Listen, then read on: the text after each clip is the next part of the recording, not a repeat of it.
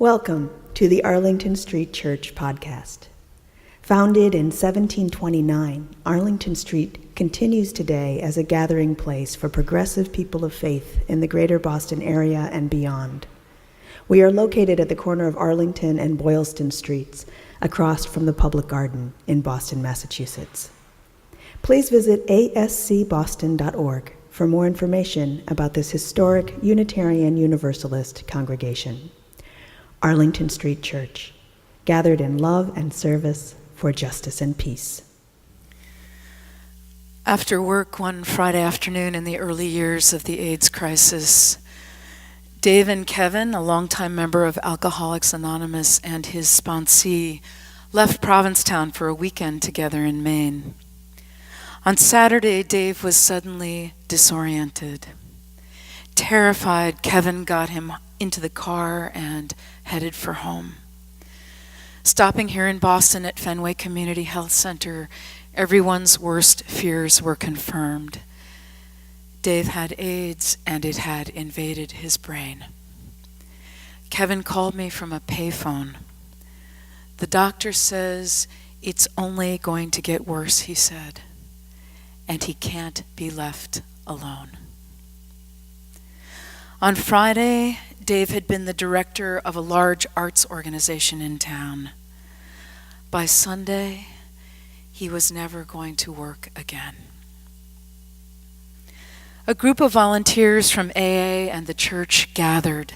The town nurse explained what was happening in Dave's brain using the image of telephone poles strung with a complex of wires. The virus, she said, was like a tornado violently toppling the poles and knocking out service. He was losing ground daily, sometimes hourly. There was no telling how long the storm would rage before the destruction was complete. We had already learned the hard way that there was no help, or worse, at the hospital. One person taped a chart to the wall with the tasks required for Dave's care listed across the top, and days and times lifted down the left-hand edge. Quickly, we filled in the boxes. We were a devoted community. One of the first shifts I took was to just keep him company.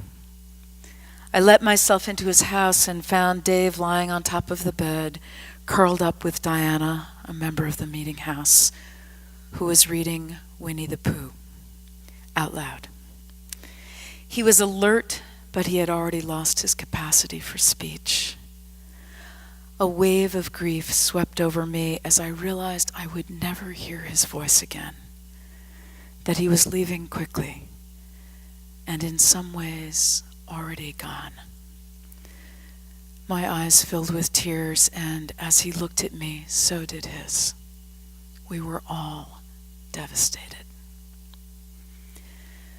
I took over from Diana, but I had brought poetry by Rilke. It was a beautiful evening. I asked Dave if he'd like to go outside. I pulled 2 lounge chairs close together and we sat on the deck. He reached for my hand. I read Sunset. Slowly the west reaches for clothes of new colors, which it passes to a row of ancient trees. You look, and soon these 2 worlds both leave you. One part climbs toward heaven. One sinks to earth, leaving you, not really belonging to either. Not so helplessly dark as that house that is silent. Not so unswervingly given to the eternal as that thing that turns to a star each night and climbs, leaving you. It is impossible to untangle the threads. Your own life, timid and standing high and growing so that sometimes blocked in, sometimes reaching out. One moment your life is a stone in you, and the next, a star. Someone showed up to visit and snapped a picture of us from behind. 2 old friends hand in hand, looking out over the bay and up into the vast sky.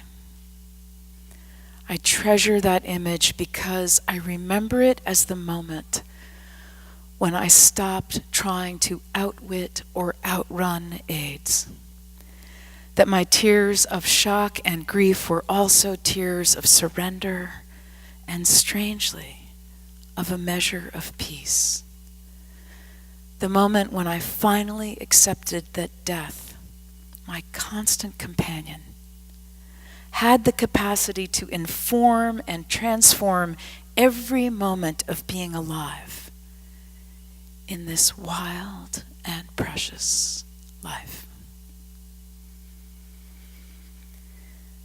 At the entrance to most Zen meditation halls, there's a han, a large, solid wooden block that monks strike with a mallet to call students to the zendo for meditation. Written across the block in black ink is the Buddha's teaching. Be aware of the great matter of birth and death. Life passes swiftly. Wake up. Wake up. Do not waste this life. Don Juan Matus, the great Yaqui Indian shaman and leader of a lineage of seers in Sonora, Mexico, told his most famous student, Carlos Castaneda, "What do we really have except life and our own death?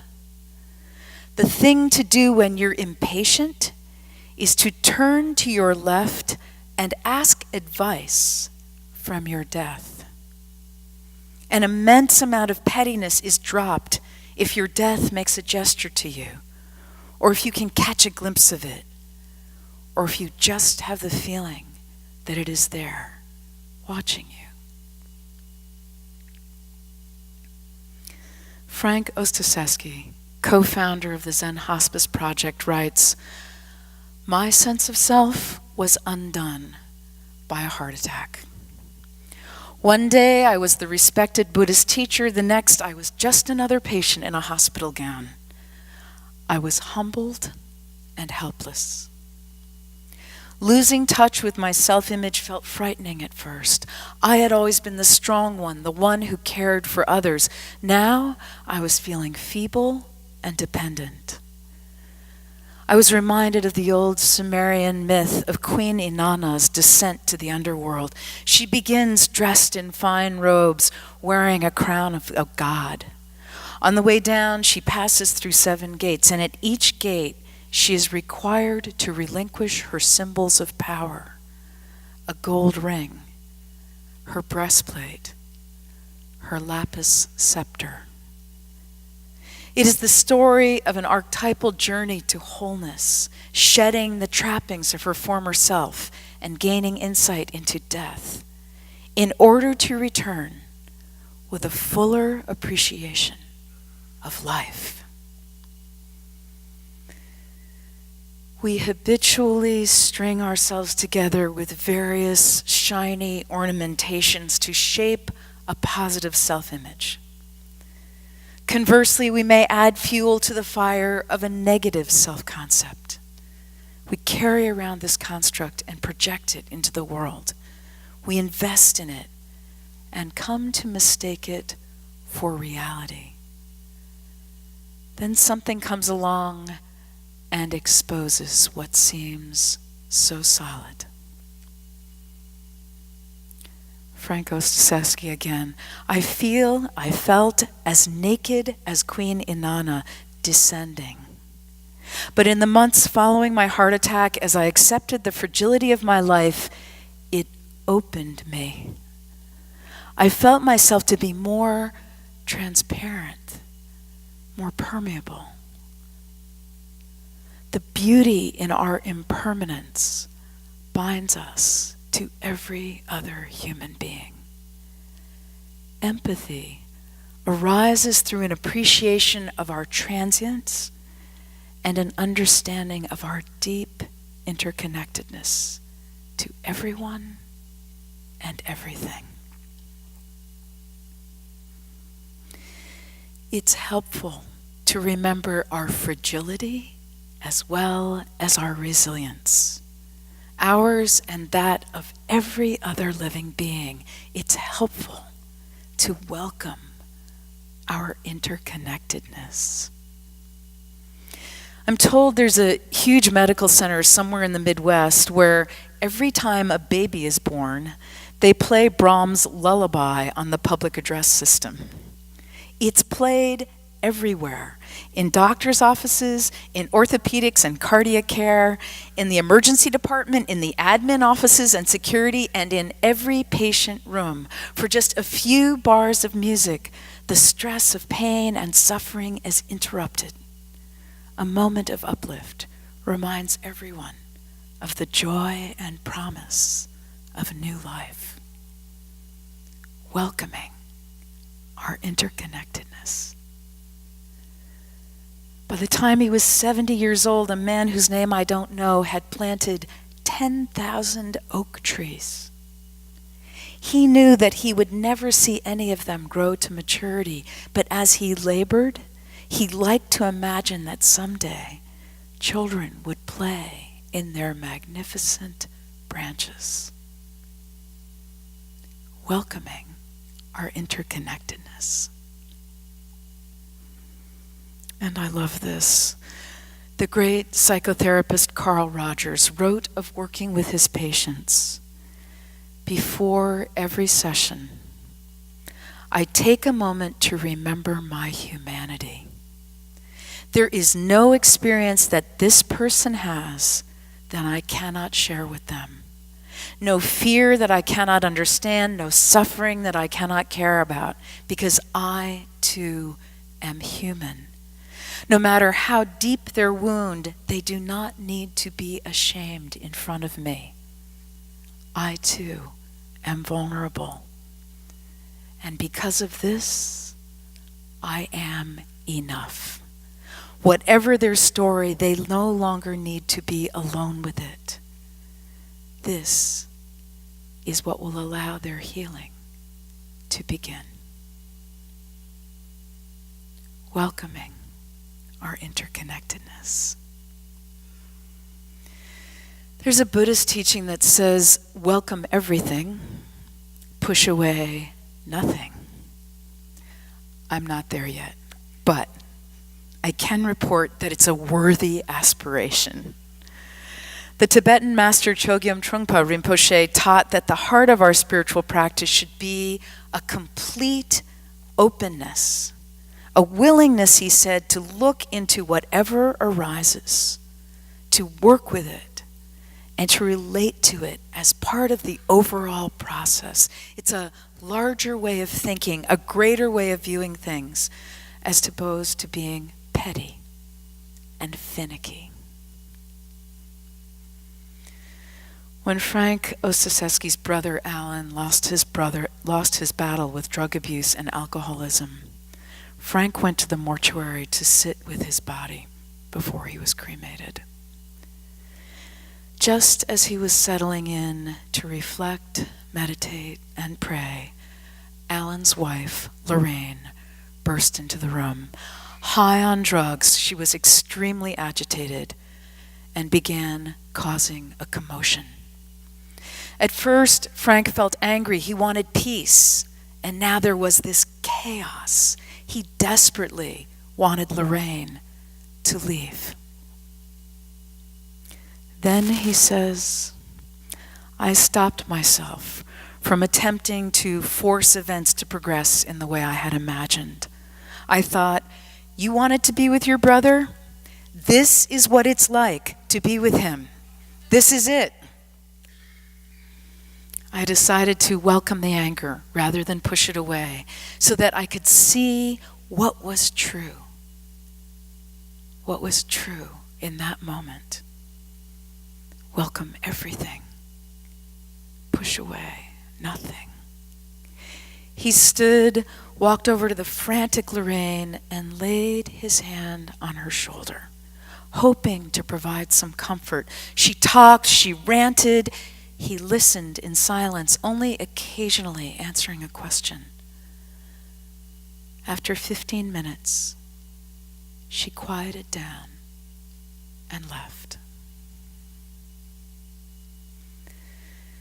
In the end, in the beginning, to welcome our interconnectedness and to deeply experience it, we have to move in. It's counterintuitive, I know. Moving in is a high-level spiritual practice. But by moving in rather than backing away, the door is opened. Which brings us full circle to telephone poles, except with a happy ending. A guy who installs telephone poles explains they're hard and heavy. Sometimes they're 40 feet high. And there's this critical moment when you first get the pole into the ground and it's not stable yet. It could topple right over. If it hits you, it could be catastrophic. On my first day on the job, I turned to my partner. He was one of those real old timers, and I said to him, "Man, if this thing starts to fall, I'm running like a bat out of..." "Nope," the old timer interrupted him. "You don't want to do that. If that thing starts to fall, you want to move in. You get right up close and put your hands on it. Put your hands on the pole. It's the only safe place to be." Our instinctive reaction is to run from suffering. But we can't escape. This is the nature of life in a body. Life and death. The wise response is to move in and put our attention, our minds and hands and hearts on what hurts. And so to gently and mercifully connect deeply with every other living being. Beloved spiritual companions, be aware of the great matter of birth and death.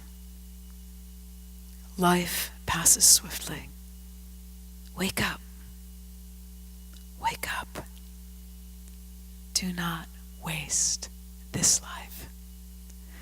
Whatever our story, we do not need to be alone with it.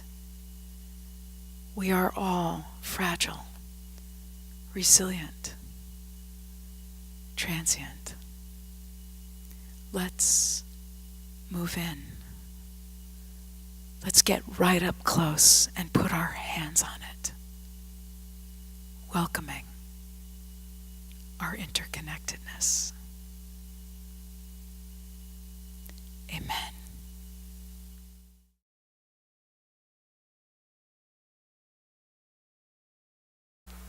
And let's join hands for the benediction.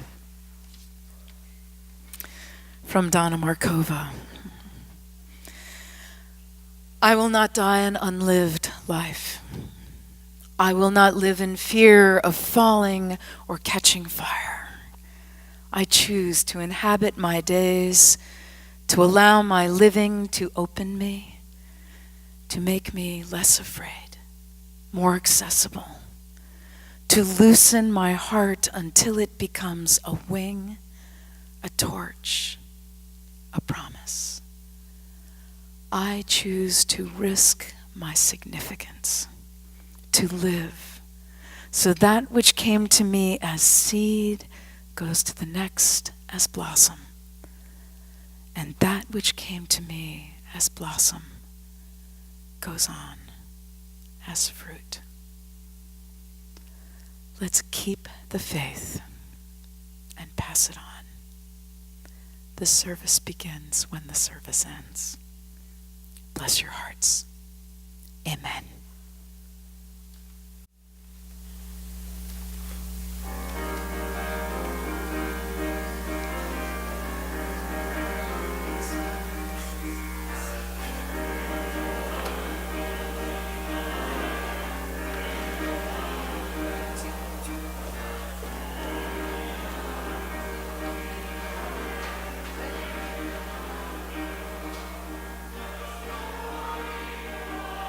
Please visit ascboston.org for more information about this historic Unitarian Universalist congregation.